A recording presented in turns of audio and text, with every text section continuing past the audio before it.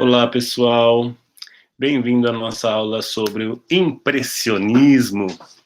Mas hoje eu começo fazendo uma pequena revisão do nosso conteúdo do terceiro bimestre, que a gente começou com o período da Renascença, período esse marcado pela perspectiva, pelo surgimento da tinta a óleo e pelo que a gente conheceu como uma técnica de esfumato, né? Essa técnica de representação perfeita e fiel de uma pessoa da tridimensionalidade, né, sem que apresente realmente a marca do pincel.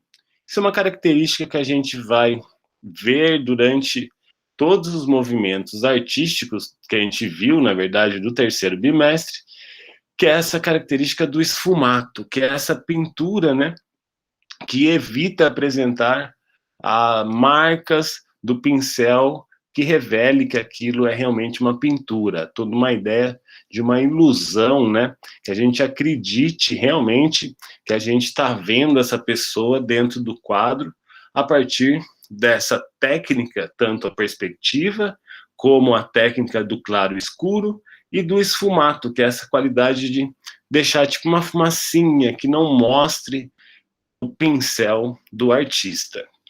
Mas bem, a gente viu no Renascimento essas evoluções, né? Também vimos o Barroco, essa questão muito forte, né, no Barroco, dessa dramatização na representação ainda de cenas bíblicas, né? Sempre como uma função didática dos dogmas da igreja. Barroco também forte na arquitetura, né? Depois a gente viu o rococó na pintura, o estilo rococó, que é esse mais suave, e começa um tema mais da vida burguesa, dos reis, e uma pintura mais tranquila, né? Enquanto o rococó tem toda aquela dramatização, a gente vai ter no barroco o drama, né? Aqui no rococó a gente vai ter uma suavização, né? Ela fica mais domesticada. As cores ficam mais suaves, mais pastéis. E a gente está indo percebendo todo esse caminho, né? A gente viu também o movimento do romantismo, onde existe uma alegoria, né, sobre um fato histórico, no caso aqui da Revolução de 30 na França, que Eugène Delacroix vai pintar com toda essa espécie de uma alegoria nessa mulher, né, seminua, carregando a bandeira da França, e a gente vê em todas essas pinturas, basicamente, essa representação fiel da realidade. Isso a gente viu desde o Renascimento, né, quando ressurgem os valores da Grécia antiga, da antiguidade romana também, e a gente vai vendo sempre essa pintura baseada na representação fiel da realidade, até o neoclassicismo, onde a gente tem também o Jacques-Louis David, que é o pintor do Napoleão, e agora a gente começa a ver, na verdade, nesse período, é um surgimento de um novo estilo artístico que está indo contra esse padrão que era ditado, na verdade, regido pela academia, né? A gente vai conhecer agora os estilos que começam a romper com a academia. O próprio Gustave Courbet é um artista do realismo, né? A gente está vendo ainda essa ideia de uma pintura ainda perfeita, buscando uma representação fiel da realidade, mas o Courbet vai ser um artista que começa a representar a vida social da sua época. Aqui ele vai pintar de um lado o que seriam os pensadores intelectuais, e do outro ele vai pintar os políticos, aqueles que destroem, na verdade, a sociedade. E ele também vai fazer uma representação nesse período dos trabalhadores. Então, até agora, a gente não tinha visto realmente pinturas que mostrassem nossa vida, né? A vida real. E agora, entrando no século XIX, a gente vai ter com o realismo social de Courbet, também temos o realismo do Jean-François Millet, né? O realismo das camponesas. Então começa um tipo de pintura preocupada agora com situações da nossa vida real. Isso estamos falando lá no século XIX, 1850. Mas vai ser um artista, agora a gente entra realmente no nosso conteúdo do quarto bimestre, onde a gente tem o artista Edouard Manet, que vai trazer uma grande novidade, né, para a pintura até o momento, que vai ser um tipo de pintura mais solta, com pinceladas mais rápidas, pinceladas imprecisas, né? E que vai influenciar muito os jovens artistas desse período lá na França. O Edouard Manet, além de... ele tinha uma produção que ainda estava voltada para os salões de arte desse período, e a gente vai ver a importância do salão de arte e daí a quebra também com os artistas com esses salões de arte no século XIX. Então, Edouard Manet ele traz essa pincelada, né, solta, imprecisa, e também vai trazer temas que são realmente questões para a história da arte, né? O Edouard Manet ele vai fazer essa pintura em 1863, aonde ele coloca essa mulher assim seminua no meio desses dois homens, fazendo uma referência, na verdade, a um quadro do Tiziano. Mas o que no quadro Tiziano eram grandes deusas, ninfas, sempre uma ideia de uma alegoria e não a mulher real. Aqui no quadro do Edouard Manet, a gente realmente vai ver que nesse quadro ele pintou pessoas que eram conhecidas da sociedade no período e coloca numa situação completamente que aconteceria naquele momento na cidade de Paris, mas a mulher olha diretamente, né, para o observador. Então isso é uma coisa nova nesse momento, além de ela estar nua, ela olha para o observador e cria essa relação, essa tensão, né, entre essa modelo, que seria somente uma modelo, uma alegoria da ninfa, da deusa, no caso, lá em 1500, aqui é uma mulher nua olhando diretamente para o observador, o que causou grande espanto quando essa obra foi exposta no Salão dos Recusados, que é o momento em que as pessoas começam a ter acesso a toda uma produção que ainda não era conhecida, porque só entravam nos salões aqueles artistas que estavam seguindo os padrões e os gêneros de pintura que eram ditados pela academia. Então, quando surge primeiro o Salão dos Excluídos, que a população francesa vai ter acesso realmente a essas obras que antes eram excluídas dos salões de arte. E o Napoleão III que criou essa ideia de, como o salão estava reprovando muito artistas, ele criou essa proposta de fazer um salão dos excluídos. Então a gente vai conhecer a produção do Manet através desse salão. E o Edouard Manet também vai fazer representações de pessoas da época, né?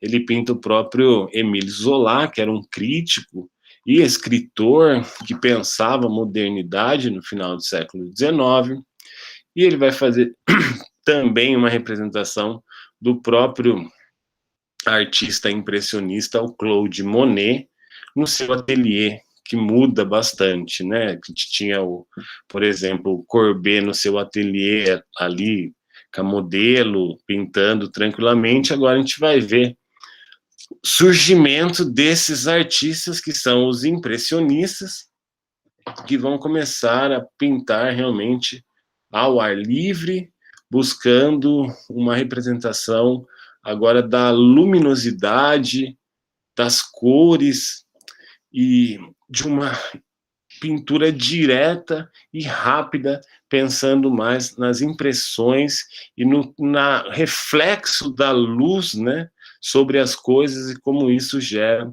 as cores, e o artista tenta pintar esse momento, assim, né.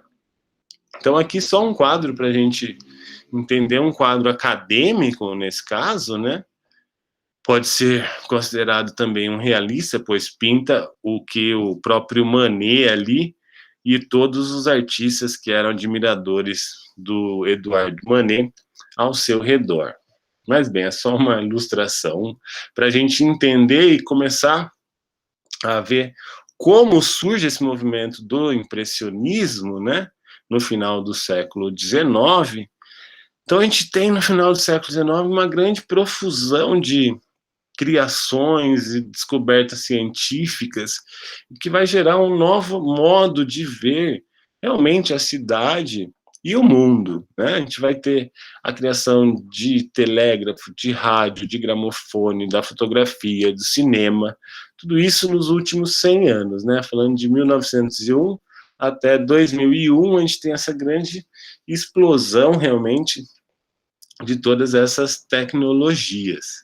E além disso, na cidade de Paris, a gente vai ter uma grande reforma na cidade de Paris, nesse momento, em que o arquiteto e engenheiro Haussmann, ele vai começar a construir as grandes avenidas, grandes monumentos também, como o próprio Arco do Triunfo, para representar o que seria a cidade moderna, né?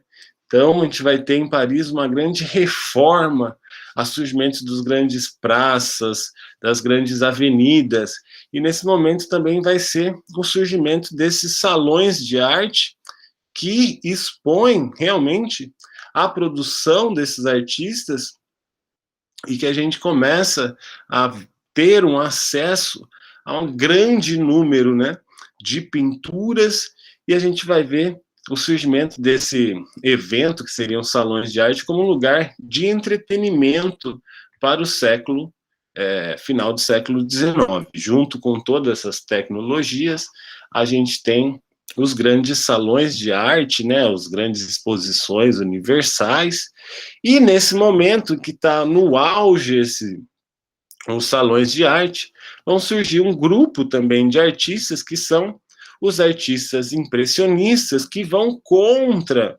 a pintura acadêmica que a gente viu seria até o neoclássico, né, aquela pintura perfeita. Vai surgir o artista como Claude Monet, que é um dos grandes responsáveis pelo fortalecimento do impressionismo, que vai ser o Claude Monet que vai pintar essa pintura mais rápida, inspirado no próprio Edouard Manet, né?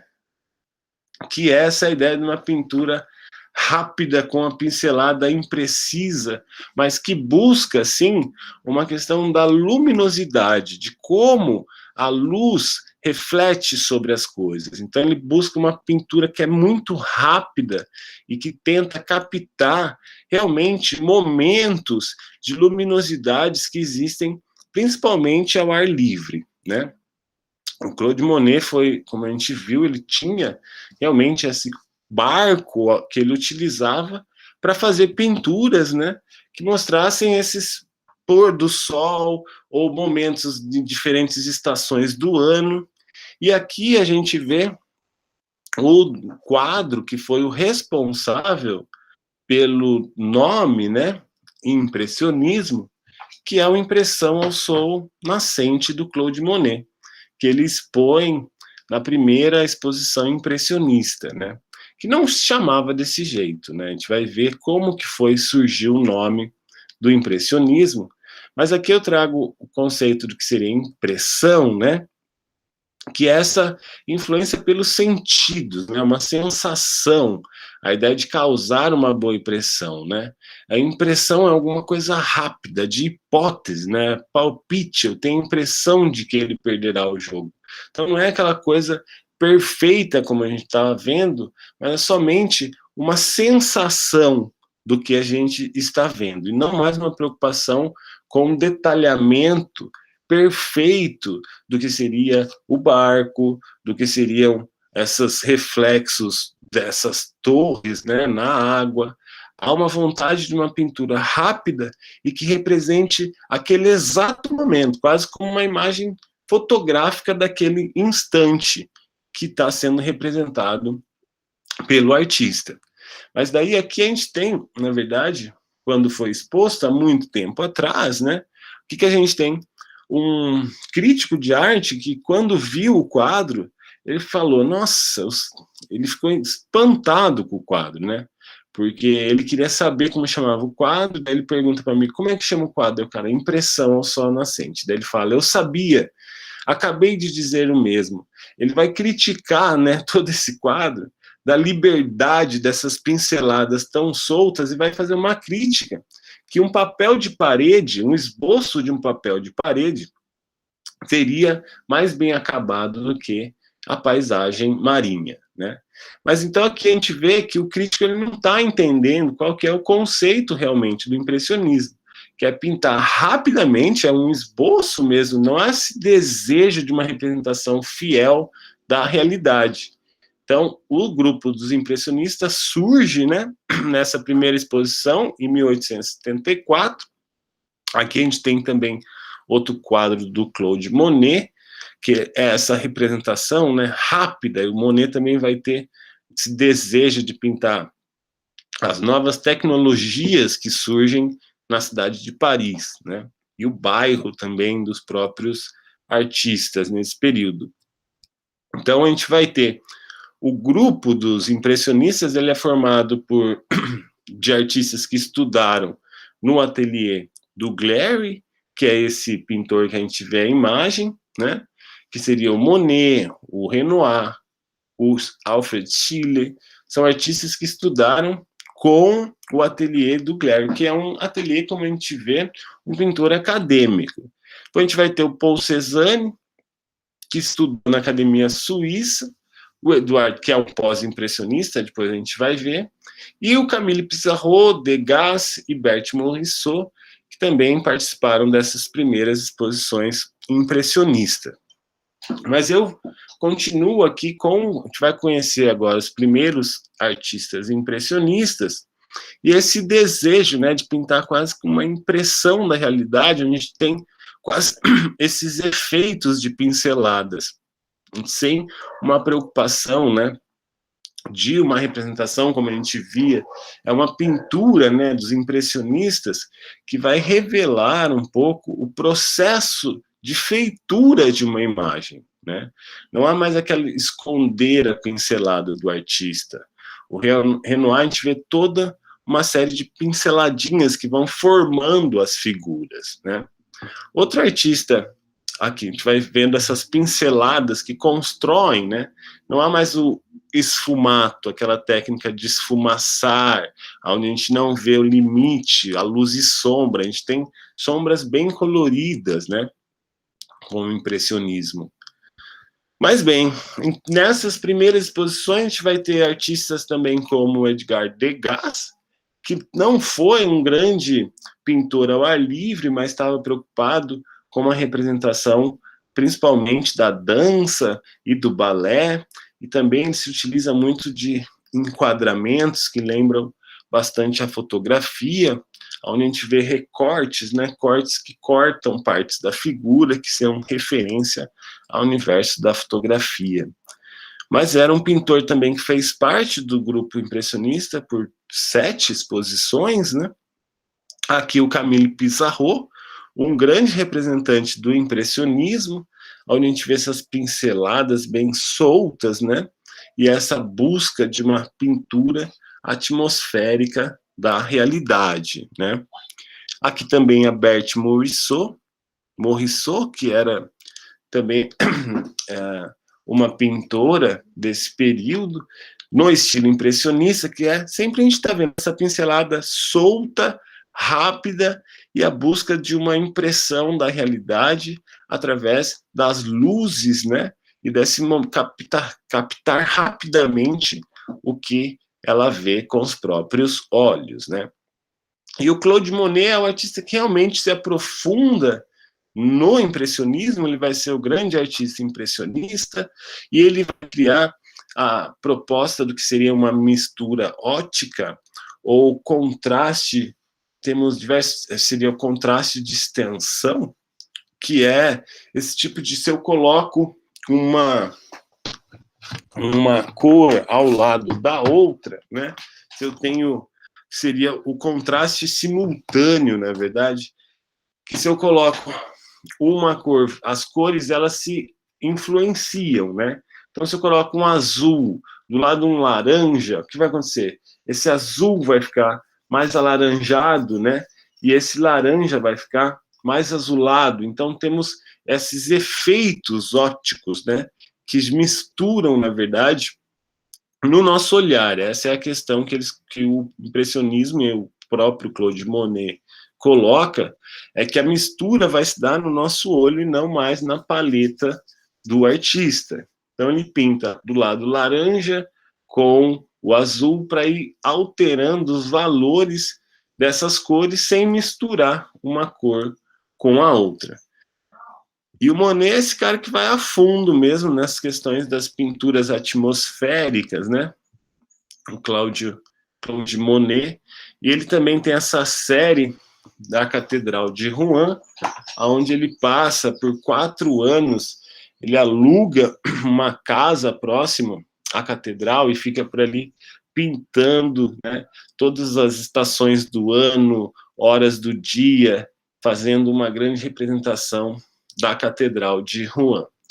E ao final da vida, o Claude Monet, ele vai construir um próprio jardim para ele, aonde ele vai, inspirado, né, nos estilos jardins japoneses, ele vai pensar todo um jardim idealizado para ele, onde ele vai poder passar realmente o final da vida. Ele passa muito tempo nesse jardim pintando e vai criar grandes obras também, quase como instalações assim que tomam um espaço e uma pintura que é quase um mural, né? Mas bem, então, só para a gente conhecer, então, eu vou finalizando aqui com uma obra. A gente viu esse aspecto do citacionismo com o trabalho do Edouard Manet, que é essa ideia, né, como a gente viu aqui, a ponte japonesa do Claude Monet, a gente tem aqui uma referência do Banksy, que é um artista contemporâneo, né, que se apropria essa ideia do citacionismo, da ponte do Claude Monet, e faz essas intervenções pintando o que seria carrinhos de compra. Esse é um artista que sempre está criticando a sociedade de consumo. Tem vários trabalhos que a gente vai conhecer também do artista Banksy, que é essa ideia do citacionismo, que é utilizar uma obra consagrada como referência de novos trabalhos, criando um novo contexto, né? E para finalizar, só trago aqui o neoimpressionismo, que a gente vai ver com o Seurat, né, que se chama Serra, que é o neoimpressionismo, onde a gente vai ter uma organização técnica daquela pincelada solta, que agora passa a ser pontinhos que vão sendo colocados um ao lado do outro e vão dando a forma e o volume para as figuras que são representadas na tela. Esse é o Serra, que vai criar esse volume, né, somente com pontinhos que surgem, na verdade, das pinceladas impressionistas, e que o Serra vai sistematizar isso, criando o que seria o neoimpressionismo, ou também chamado de pontilhismo. Então, é isso, pessoal. Até mais. Tchau, tchau.